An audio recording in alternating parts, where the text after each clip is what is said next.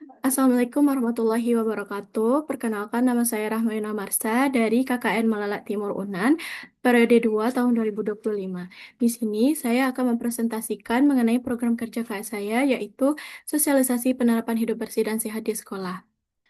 Perilaku hidup bersih dan sehat merupakan upaya penting dalam menciptakan generasi muda yang sehat secara fisik maupun secara mental.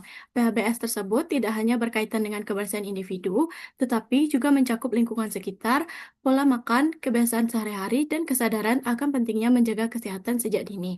Sekolah sebagai tempat belajar dan berkembangnya anak-anak menjadi lokasi strategis untuk menanamkan nilai-nilai dari kebiasaan hidup sehat yang berkelanjutan. Dalam konteks ini, mahasiswa KKN merasa perlu untuk menginisiasi program edukasi PHBS di sekolah dasar yang memerlukan peningkatan kesadaran dan praktik hidup sehat di kalangan siswa. Tiga sekolah yang menjadi target kegiatan ini adalah SDN 035 Badak, SDN 10 Saskan, serta SDN 04 Tobo yang merupakan bagian dari komunitas pendidikan di Malalak Timur itu sendiri. Program edukasi PHBS ini bertujuan untuk meningkatkan pemahaman siswa mengenai pentingnya menjaga kebersihan diri, lingkungan sekolah, serta menerapkan pola hidup sehat dalam kehidupan sehari-hari. Edukasi ini akan dilakukan secara interaktif dan menyenangkan melalui metode penyuluhan, simulasi, permainan edukatif, dan praktik langsung cara mencuci tangan yang tepat sehingga siswa dapat memahami serta menerapkan materi yang disampaikan dengan mudah dan menyenangkan. Melalui kegiatan ini, diharapkan siswa dapat menjadi agen perubahan kecil yang membawa dampak positif bagi lingkungan, sekolah, keluarga, dan masyarakat sekitar dalam membudayakan perilaku hidup bersih dan sehat.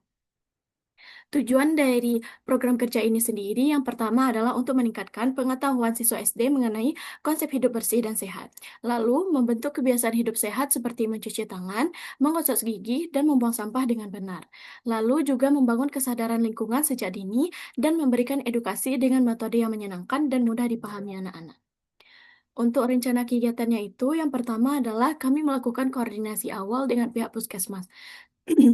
Kegiatan dimulai dengan pertemuan bersama pihak Puskesmas Malala guna membahas substansi materi edukasi yang akan disampaikan kepada siswa sekolah dasar.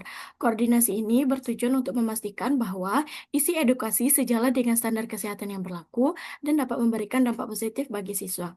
Selain itu, tim KKN juga akan meminta masukan dari pihak Puskesmas terkait metode penyampaian yang efektif dan mendiskusikan kemungkinan dukungan atau keterlibatan langsung tenaga kesehatan dalam pelaksanaan kegiatan.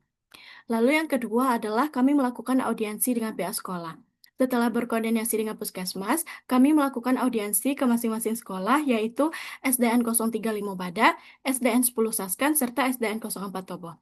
Audiensi ini bertujuan untuk menyampaikan maksud dan tujuan dari program edukasi PHBS itu sendiri, lalu juga kami menyesuaikan waktu pelaksanaan kegiatan dengan jadwal sekolah.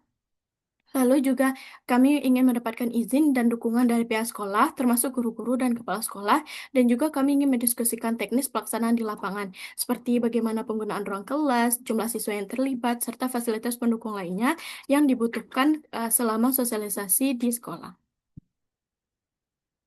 Lalu untuk pelaksanaan sosialisasi dan edukasi PHBS di sekolah akan dilaksanakan dalam 3 sesi sesuai jadwal. Pada tanggal 23 Juli 2025 akan dilaksanakan sosialisasi PHBS di SDN 10 Saskan. Lalu tanggal 26 Juli ada di SDN 035 Badak. Dan juga pada tanggal 8 Agustus 2025 di SDN 04 Tobo. Dan kegiatan yang dilakukan dalam sosialisasi ini meliputi penyampaian materi edukatif mengenai pentingnya PHBS yang termasuk dalam 8 indikator PHBS di sekolah menurut Kemenkes, seperti mencuci tangan yang benar, bagaimana menjaga kebersihan lingkungan, bagaimana menjaga pola makan sehat, dan kebiasaan menjaga kesehatan. Lalu juga ada demonstrasi praktik cuci tangan sesuai langkah-langkah yang dianjurkan oleh Kementerian Kesehatan. Di sini kita bersama siswa-siswa SD lainnya mempraktikkan bagaimana cara mencuci tangan sesuai dengan langkah-langkah yang dianjurkan oleh Kementerian Kesehatan. Dan juga ada permainan dan kuis edukatif interaktif untuk menguatkan pemahaman siswa mengenai bagaimana cara menjaga PHBS di sekolah, bagaimana cara mencuci tangan yang tepat, dan bagaimana cara menjaga pola makan yang sehat di sekolah. Dan juga ada pemberian hadiah kecil sebagai bentuk apresiasi bagi siswa yang aktif dan mampu menjawab pertanyaan kuis dengan benar.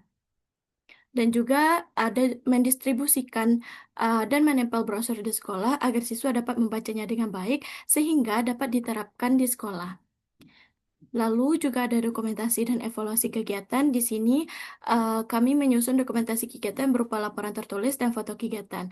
Selain itu akan dilakukan evaluasi internal guna menilai efektivitas metode penyampaian dan partisipasi siswa, serta untuk dijadikan bahan perbaikan dalam kegiatan serupa di masa yang akan datang.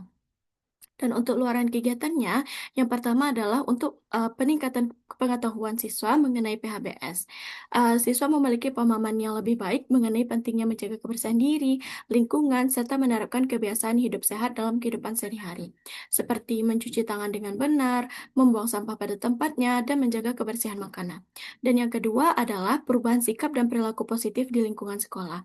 Diharapkan terjadi perubahan sikap siswa yang tercermin dalam perilaku sehari-hari di sekolah seperti membiasakan diri mencuci tangan sebelum makan, menjaga kebersihan toilet, dan saling mengingatkan teman untuk hidup bersih dan sehat.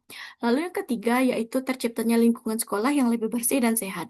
Dengan adanya edukasi ini, diharapkan siswa dan pihak sekolah menjadi lebih peduli terhadap kebersihan lingkungan sekolah sehingga terciptanya suasana belajar yang lebih nyaman dan sehat. Lalu untuk indikator keberhasilannya yaitu yang pertama terlaksananya kegiatan sesuai jadwal. Edukasi PHBS berhasil dilaksanakan di 3 sekolah sesuai dengan jadwal yang direncanakan, yaitu di SDN 10 Saskan pada tanggal 23 Juli, lalu di SDN 035 Badak pada 26 Juli 2025, dan di SDN 04 Tobo pada tanggal 8 Agustus 2025. Lalu yang kedua, ya tingkat partisipasi siswa dan guru. Siswa dan guru yang ditargetkan mengikuti kegiatan secara aktif dan antusias, dan juga siswa berpartisipasi dalam sesi kuis, sesi diskusi, dan juga dalam sesi praktik mencuci tangan yang baik dan benar. Lalu yang ketiga, peningkatan pemahaman mengenai PHBS. Terjadi peningkatan pengetahuan siswa yang ditunjukkan melalui kemampuan siswa dalam menjawab pertanyaan edukatif selama sesi berlangsung. Dan juga ada perubahan sikap dan respon positif. Siswa mulai menunjukkan sikap dan kebiasaan hidup bersih di lingkungan sekolah setelah melakukan kegiatan edukasi, seperti mencuci tangan sebelum makan dan menjaga kebersihan kelas serta toilet. Lalu untuk data pendukungnya saya dapatkan dari website Kemenkes. Di website Kemenkes ini ada praktik cara mencuci PHBS di sekolah. Terdapat 8 indikator PHBS di sekolah menurut Kemenkes, yaitu mencuci tangan dengan air yang mengalir dan memakai sabun. Lalu yang kedua adalah mengkonsumsi jajanan sehat di kantin sekolah. Lalu yang ketiga, menggunakan jamban yang bersih dan sehat. Lalu yang keempat, olahraga yang teratur dan terukur. Dan yang kelima, memberantas jantik nyamuk, lalu tidak merokok di sekolah, dan menimbang berat badan dan mengukur tinggi badan setiap hari, dan membuang sampah pada tempatnya. Berdasarkan indikator PHBS di sekolah menurut Kemenkes inilah, saya mendapatkan materi sehingga bisa saya sosialisasikan dan edukasikan kepada siswa-siswa SD. Lalu yang kedua, Jurnal Pengabdian Masyarakat dan Edukasi, dan yang ketiga, Badan Pusat Statistik yang berisi keadaan kesehatan Negari Malalak Timur berdasarkan BPS. Lalu untuk anggarannya terdiri dari hadiah pemenang kuis selama sesi berlangsung sebesar 40.000 dan spanduk PHBS yang ditempelkan di sekolah seharga 65.000. Lalu, kegiatan sosialisasi dan edukasi hidup bersih dan sehat ini diharapkan menjadi langkah awal dalam membentuk karakter anak-anak yang peduli terhadap kebersihan diri dan lingkungannya sendiri. Dengan pendekatan yang menyenangkan dan partisipatif, siswa dapat lebih mudah memahami serta menerapkan nilai-nilai hidup bersih dan sehat dalam kehidupan sehari-harinya. Kami berharap program ini dapat dukungan penuh dari pihak sekolah dan masyarakat setempat agar dapat berjalan lancar dan memberi dampak positif jangka panjang nantinya. Mungkin sekian dari saya. Mohon maaf apabila ada salah perkataan. Wabillahi taufiq wal hidayah. Assalamualaikum warahmatullahi wabarakatuh.